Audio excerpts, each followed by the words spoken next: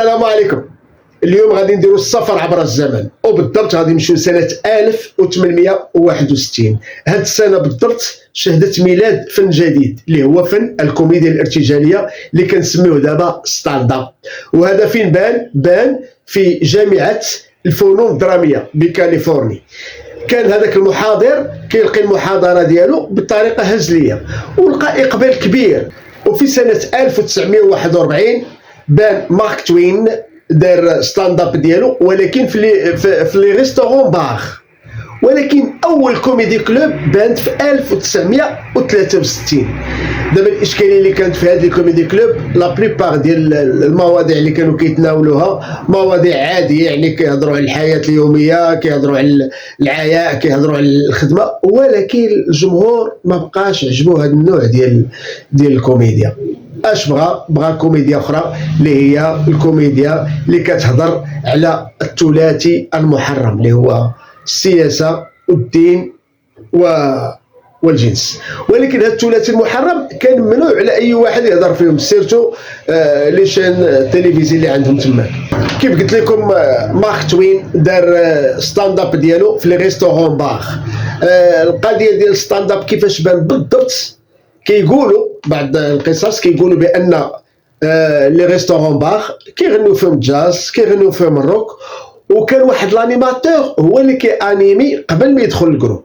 كان واحد نهار واحد الجروب ديال الجاز ما جاش واحد عازف الساكسو، وباش يقدموا ليهم بواحد الطريقه اللي ما يتقلقوش حاول يخلق فن الدعابه، وفعلا لقى اقبال. ولا الجمهور كيدخل باش يشوف هذاك الانيماتور كيضحك. من بعد هنا تكتشف ستاند اب بالصدفه.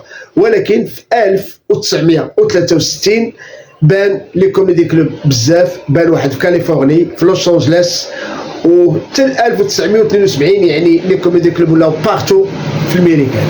الجمهور في هذيك لو كوميدي كلوب ما بقاش بغى هذوك المواضيع المستهلكه، وبغى ينوعوا في المواضيع، يعني ما كرهوش يهضروا على لي زانيمو. وفعلا بانت واحد القناه اللي هي اتش بي او. هاد اتش بي او حلت الباب ديالها لكاع لي كوميديا، يعني غادي يهضروا في المواضيع ديالهم بحريه. وكان اول واحد دار ستاند اب ديالو في اتش بي او اللي هو جورج كارلين، وبالضبط في 1977. وكان العنوان ديال Sometimes, well, hell yeah. Sometimes it's okay, but not all the time. And they're the only الستاند اب ديالو هو 7 words you can never، اللي هي 7 كلمات ممنوعه. وهذا الستاند اب ديالو خلق ليه مشكل كبير، لانه وصل حتى للمحكمه العليا ولقى فيه بزاف ديال العراقيل. ولكن كانت البدايه ديال المواضيع اللي غتهضر فيهم بكل حريه، ولقى اقبال جماهيري كبير. ومن تما لي كوميدي كليب داروا بوم، و اتش بي او دارت واحد الصحوه كبيره في عالم ستاند اب.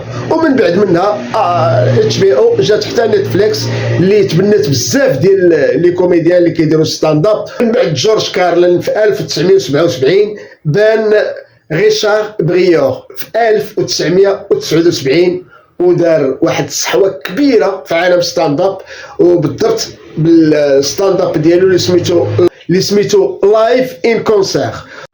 Then the police came. I went in the house because they got magnums too.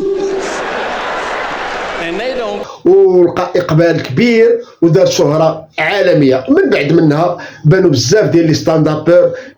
غادي نذكر على سبيل المثال لا على سبيل الحصر ديف شابل ومن معه. وديك الساعه بان ستاند اب كوميدي بان في العالم كامل لحتى وصل الدول العربيه. هادشي كامل داروا هاد الناس علاش؟ حيت كيبغيو فن الاضحاك، وهما في الداخل ديالهم ديما دونت وري بي هابي. السلام عليكم.